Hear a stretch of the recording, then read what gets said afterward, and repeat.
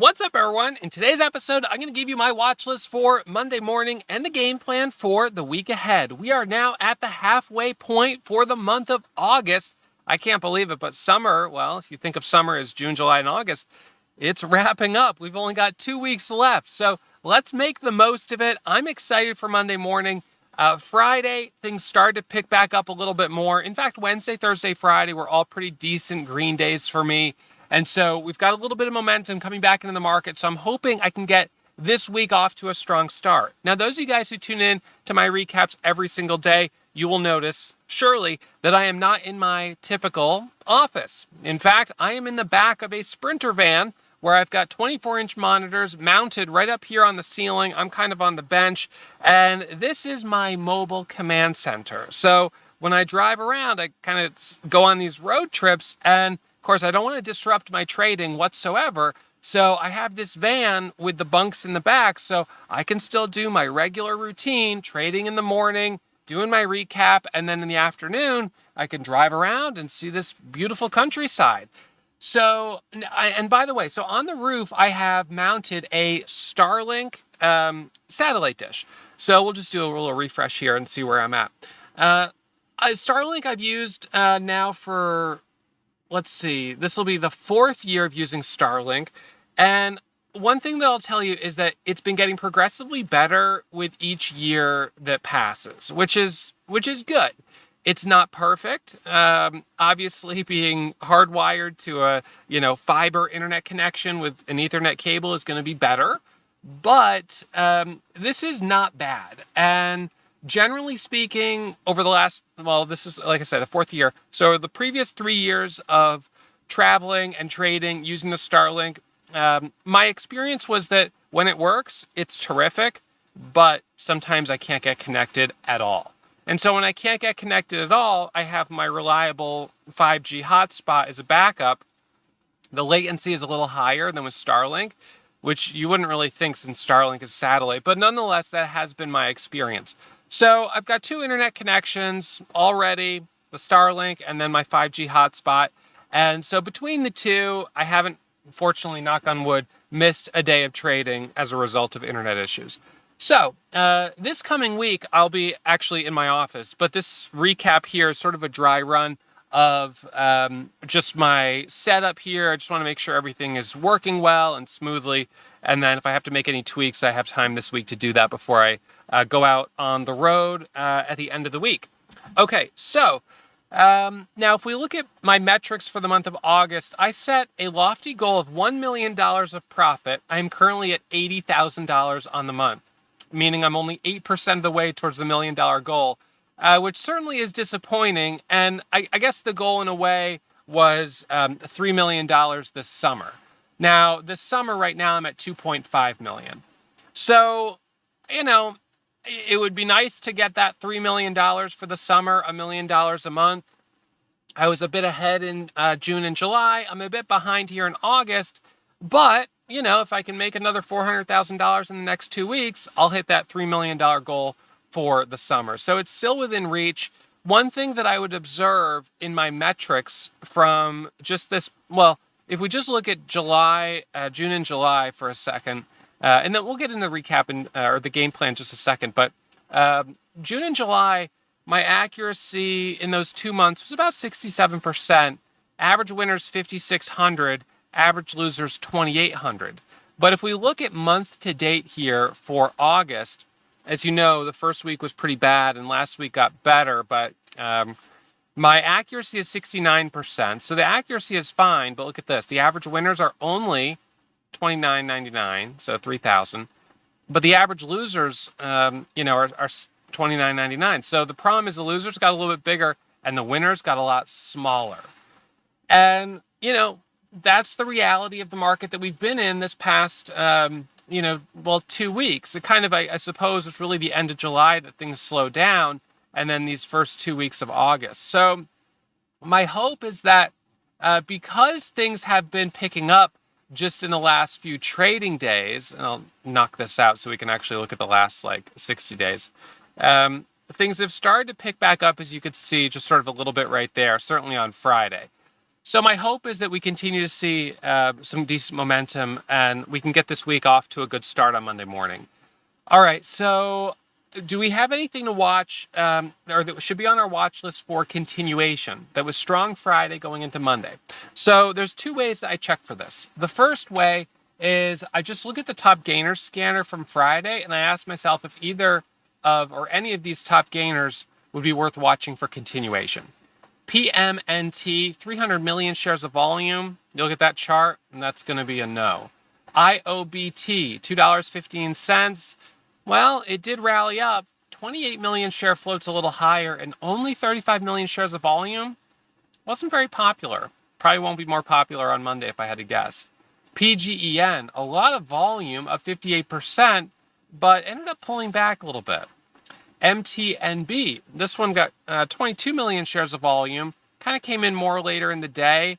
It feels on the daily like with that topping tail that kind of marks the high and that we're coming back down. PPSI, this one 96 million shares of volume, 8 million share float, popped up, but then sold off. So those were our leading gainers on Friday, and none of them are really worth considering. The after hours top gainers don't show any big movers Friday afternoon. So what we really got on Friday was some pre-market action, but as the day went on, things got kind of slow. So it didn't really give us anything for anything that we should consider continuation on Monday.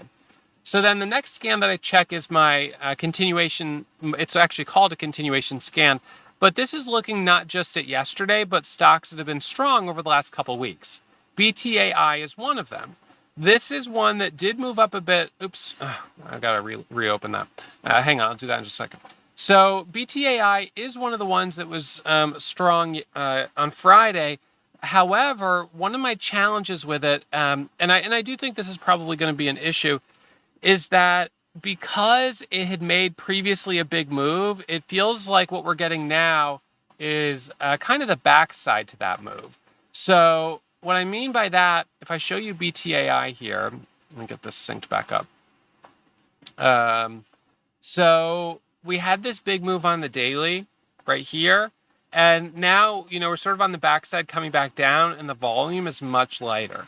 So in order to have like a high volume day where we squeeze all the way back up to 8, we would probably need a decent catalyst. Now you'll see HC Wainwright has adjusted their price target to $10 from $8.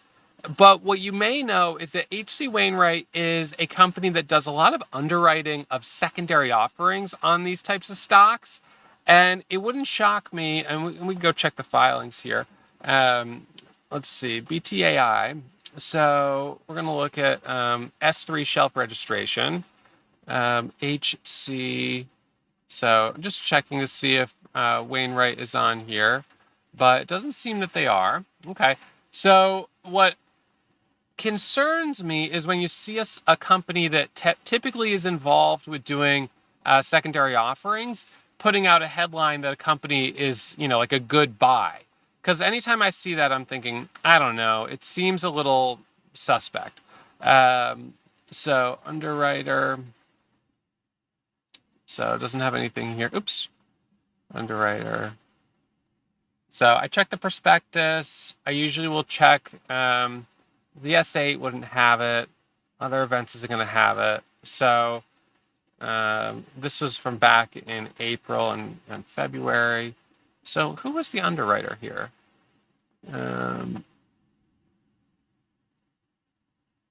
So now I'm curious who the underwriters are. DTC. No. Sometimes I'll just search LLC. All right. So Rodman and Renshaw LLC serving as the placement agent. All right. Well, nonetheless, I would be concerned about the risk of secondary offerings, and a headline of increasing price target is not super substantial. So anyways, look, could it go higher? It is set up for the first daily candle to make a new high, but it needs, I think, a more substantial headline for us to get that move. Otherwise, I don't suspect that it would work super well. So BTAI, EQ, 19 million share float plus $1 a share. that's the type of stock that's going to be very thickly traded. It's not going to be easy to trade. CGTX, 53 million share float. That's no good. ZEP, ZEPP, $35 a share is a little expensive. NAKA, this one, it's very thinly traded. So to me, it's not worth trading. NEGG, New Egg. I mean, an incredible move on the daily chart over the last couple of weeks, or really the month of July and August, from $6 all the way up to 100. It peaked at 133, but that's not something that would be easy to day trade, so I'm going to leave that one alone as well. So other than BTAI being a maybe, there's nothing else we're picking up off the continuation scan. So then I check the recent reverse split scan, because we often know that we can get some nice moves from stocks that are recent reverse splits. And what I want to do is, I'm just going to move this down here like this. So I want to look to see the date of the split. So 8/1, and actually what I should do is I'll just put this here, because what we're really going to be curious about more than anything is the daily chart.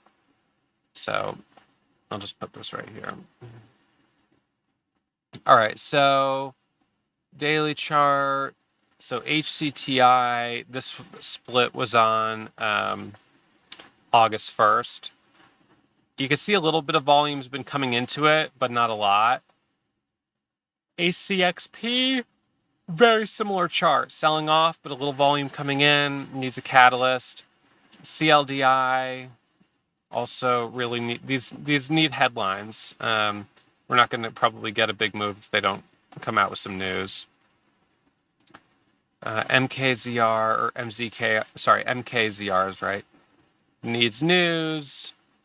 But when I look at these, I'm seeing stocks have been beaten up for a long time. And if any of these come out with a breaking news headline, I mean, this one's tough. I think this might be a Chinese one. Yeah, this is Chinese. So that's a little bit of a red flag. But nonetheless, recent reverse splits can give us some big moves, some big bounces off the lows. So I will keep an eye on these recent reverse split scan stocks, but without a headline, they're not going to be something that I would trade. So what I would do is I would just familiarize yourself with some of these tickers. So if all of a sudden one of these days you see, boom, the stock starts popping up on the scanner, you're already like, oh yeah, I see recent reverse split. I know what's going on with this. I should pay extra close attention. The idea is that these companies do reverse splits to move the stock price higher and to regain compliance with NASDAQ. Typically, following a reverse split, the company will put out good news. When the price goes up, the way they do that is it's a split. So unlike a traditional split where the price goes down, in this case, the price goes up. But to make the price go up without increasing the market cap, they have to reduce the number of shares outstanding. So the math of shares outstanding times price still equals the same market cap. So that means the float goes down. Price goes up, float goes down. So now with a lower float and news, very small level of supply, sudden surge of demand because they've got a good headline, that imbalance creates the big move. So that's what we want to pay attention to. But I rarely would find something off that scanner and be like, oh, I'm going to be buying that on Monday morning, because it really needs news to get the volume. All right, then we've got, we're going to look at recent IPO top gainers. So let's see, that was the recent reverse split, recent IPO top movers. So a number of these are higher float. Now, one thing that is worth keeping in mind is that when companies do IPOs, typically there's a lockout period where insiders cannot sell shares. So during that lockout period, even though the float might be 23 million, the actual free float, or the number of shares available to trade, is substantially lower. Big move, I've already looked at that. Wi-Fi, this one sort of IPO'd, sold off hard, bouncing a little bit, but so I will sometimes consider stocks that have slightly higher floats, but it typically is better if you can have a breaking news headline, and that'll send the stock back up. You don't usually get breaking news like 3 days after the IPO or even a week, But, a few weeks or a month or 2 months later, you can get a nice IPO breakout. So something that I would keep an eye on. So again, just familiarizing yourself with some of these tickers.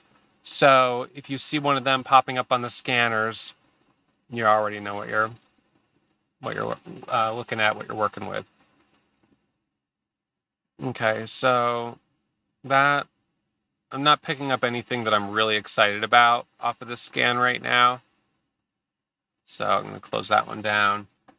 So we looked at the top gainers, we looked at the after-hour top gainers, recent reverse split, we looked at the recent IPOs. So I would say at this point, my gut feeling is that for tomorrow, for Monday morning, ultimately, it's going to really be based on what stocks have breaking news and have started moving higher in the pre-market session. So the best way to find that out will be bright and early to pull up the scans and to check to see at 6:30 and 7 a.m. what is our leading gainer right here. So for those of you guys who are new, if you haven't already checked out a 2-week trial at Warrior Trading, the 2-week trial is $20. You can watch over my shoulder during that trial. So you'll see my broadcast, my stream where you can see my positions window so you can watch me trading. We also have access to this software right here. You'll have the charts, you'll have the scanners, you'll have the news feed right here.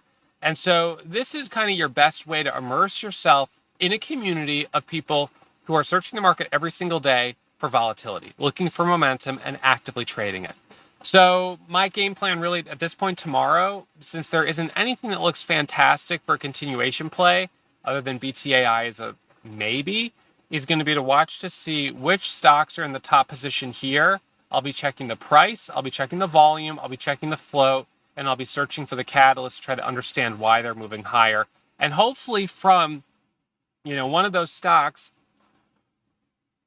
we'll have something that is up enough that I can buy a pullback on it and catch a little bit of momentum. So best case scenario, I can get a couple nice trades tomorrow morning between 7 and 7:30, get my way up to $15,000, $20,000 on the day. Then boom, we get a headline at 8 or 8:30. And with that, adding another $20,000 and getting up to 40, 50,000.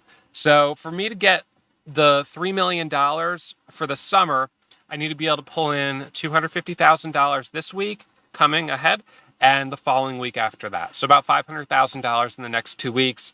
And that would get me up to 580 for the month of August, which is still under the $1 million goal, but would be pretty respectable. So $50,000 daily goals for the next 10 days. That'll get me there. It could certainly happen. I could certainly have days that are 100 plus thousand. And then if I have some slower days, that'll be okay because I at least had a few really big days. And ultimately, it's going to be what the market's willing to give me. If we get some good volatility, I'm going to step up to the plate. I'm going to be aggressive and I'm going to try to capitalize on it. But if it's slow, then I'm going to just, sit on my hands. I'm going to be patient and I'm not going to, what I don't want to do is push myself so hard to try to hit that, $50,000 daily goal that I sacrifice $5,000 or $10,000 base hits, which over the course of the next 10 days could give me 50 to 100,000 or more. So you don't want to sacrifice base hits because you're swinging for the fences and trying to hit home runs. But if the market is conducive for a home run, then you should step up. So how do we know? What we're going to be looking for are other stocks that are moving quickly, 100% or more. I'm going to be looking around to see other traders and how they're doing. If I start seeing other traders doing really well, that's going to make me think the environment's better for being aggressive. And I'm going to certainly pay attention to my own gains. If I'm, easily hitting my daily goal in the first 30 minutes, that's the day to dig deep. If in the first 30 minutes or an hour, I'm only at a quarter of my goal, all right, I got to keep the hatches battened down, be more conservative, and wait for things to improve. So that's the game plan for the week ahead and the watch list for Monday. Thank you guys as always for tuning in. And a reminder, as always, trading is risky. My results aren't typical, and there's no guarantee you'll find success, whether you trade with me or you learn on your own. So please manage your risk and take it slow. And I'll be streaming tomorrow morning, 7 a.m. for members, including those of you guys doing the 2-week trial right here at Warrior Trading.